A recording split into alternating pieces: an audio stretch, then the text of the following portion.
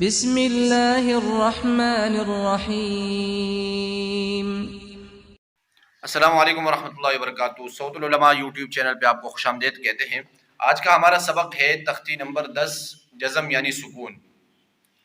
اس تختی کا بنیادی مقصد تو جزم کی پہچان ہے کہ جزم کس طرح ہوتا ہے اور اس کی شکل کیسے ہوتی ہے۔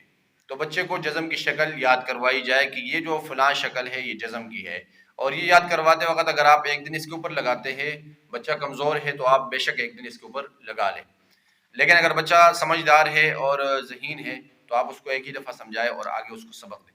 دوسری جو چیز ہے وہ جزم کے ہجے ہے کہ یہ ہجے اس کے کیسے ہوں گے۔ تو جزم والا حرف وہ پہلے والے حرف کے ساتھ اس کو مل کر اس کا جوڑ ہوتا ہے کہ پہلے والے حرف کے ساتھ ملا کر ہی اس کے ہجے کریں گے۔ اور اسی طرح اس تختی کے اندر وہ جو پرانی باتیں ہیں کہ ہجے پر جو ہے وہ کم اور رواں پڑھنے پر زیادہ زور دیا جائے، ہم آواز حروف، اور اسی طرح یعنی وہ جو پہلی باتیں ہیں وہ آپ نے یہاں بھی اس کا خیال رکھنا ہے۔ خصوصاً جو ہم آواز حروف ہے ان کی آواز نکالتے وقت یہ بچے کو سمجھانا ضروری ہے کہ صاد کی آواز کیسے نکلنی ہے اور سین کی کیسے نکلنی ہے۔ جیسے حمزہ سین زبر اس اور حمزہ صاد زبر اس، اسی طرح حمزہ زا زبر از اور حمزہ ذال زبر اذ، یہ ہم آواز حروف ہی بھی بچے کو سمجھا دیا جائے۔ لیکن یہاں پر ایک اور اہم چیز ہے، اور وہ اہم چیز ہے کیا؟ وہ ہے بچے کو صفات کی پہچان کروانا، جو ہمس جہر شدت رخوت ہے۔ اگر چلے چھوڑے آپ کو یہ بھی مشکل لگتا ہے تو آپ ان میں سے جو ایک صفت ہے اس کا خوب مشق اور اس کی پریکٹس کروانا بچے کو ضروری ہے، اور وہ صفت کون سی ہے؟ وہ صفت قلقلہ ہے۔ صفت قلقلہ پر اگر ہم اس ایک صفت پر محنت کر لیں تو ہمیں مزید محنت کرنے کی ضرورت نہیں ہوگی۔ تو وہ قلقلہ آپ کسے کہتے ہیں، قلقلہ کیا ہوتا ہے، یہ بچے کو سمجھانا یہ ضروری ہے۔ قلقلہ کہتے ہیں ٹکراؤ کو، جیسے ہم کوئی گیند وغیرہ دیوار پہ مارتے ہیں اور اس سے جو ٹکراؤ پیدا ہوتا ہے اس کو قلقلہ کہتے ہیں، یعنی حرف کو ادا کرتے وقت اس کے مخرج میں ایک قسم کی ٹکراؤ پیدا ہو، اس کو قلقلہ کہتے ہیں۔ اور یہ کتنے حرف ہے؟ یہ 5 حرف بچے کو سمجھانا ضروری ہے۔ قاف، طا، جیم، با، دال، یہ 5 حرف جب ساکن ہو تب ان کے اوپر قلقلہ ہوگا۔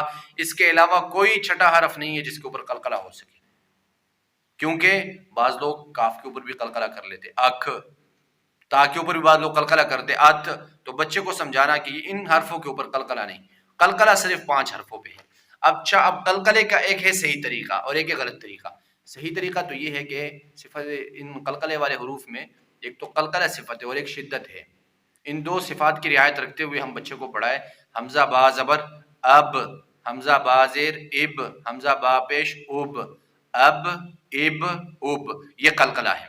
اور ایک غلط طریقہ بعض لوگ پڑھاتے ہیں اب اب اب، تو آپ خود سوچیں کہ یہ اب قلقلہ نہیں رہا اور اب یہ حرف ساکن نہیں رہا، بلکہ یہ اس حرف کے اوپر اب تشدید ہے، اس حرف کے اوپر اب شد ہے۔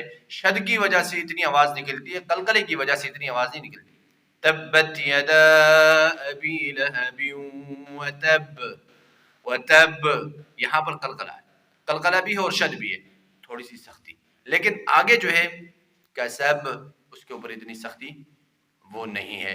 تو اسی طرح بچے کو جب تختی مکمل ہو جائے تو اس کے بعد بچے کو یہ بھی سمجھا دیا جائے کہ یہ تختی آخر تک مکمل کرنی ہے۔ اچھا، بعض تختیوں میں یہاں پر لکھا ہوتا ہے اسی طرح آخر تک، فرض کریں میرے پاس جو تختی ہے اس کے اندر زوال تک لکھا ہوا ہے، تو کے بعد زوا، اس کے بعد لکھا ہوا ہے اسی طرح آخر تک، تو پھر اس کا طریقہ یہ ہے کہ پہلی تختی نکال کر کہ زوا کے بعد عین حرف ہے، اس کے ساتھ آ اے او لگایا جائے، آ اے او، اغ اغ او، اف اف اف، مکمل کروانا ضروری ہے کہ اگر آپ مکمل نہیں کروائیں گے تو بچہ اگر کمزور ہے تو اس کو آگے مشق والی تختی سمجھ نہیں آئے گی۔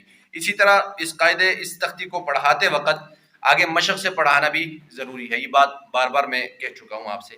اور اسی طرح بعض تختیوں کے اندر یہ آخر تک یہ حروف لکھے ہوتے، لیکن ان کی غلطی یہ ہوتی ہے کہ وہ واو ساکن سے پہلے زیر بھی لے آتے ہیں، حمزہ واو زیر ایو، حالانکہ واو ساکن سے پہلے کبھی زیر عربی زبان کے اندر نہیں آتی، اور اسی طرح وہ یا ساکن سے پہلے پیش بھی لے آتے ہیں، حمزہ یا پیش، جیسے آپ میری اسکرین پہ دیکھ رہے ہیں، یہ میرے پاس ایک نسخہ پڑا ہوا، اس کے اندر یہ آخر تک لکھے ہوئے اور لکھنے والے نے سارے ہی لکھ دیے۔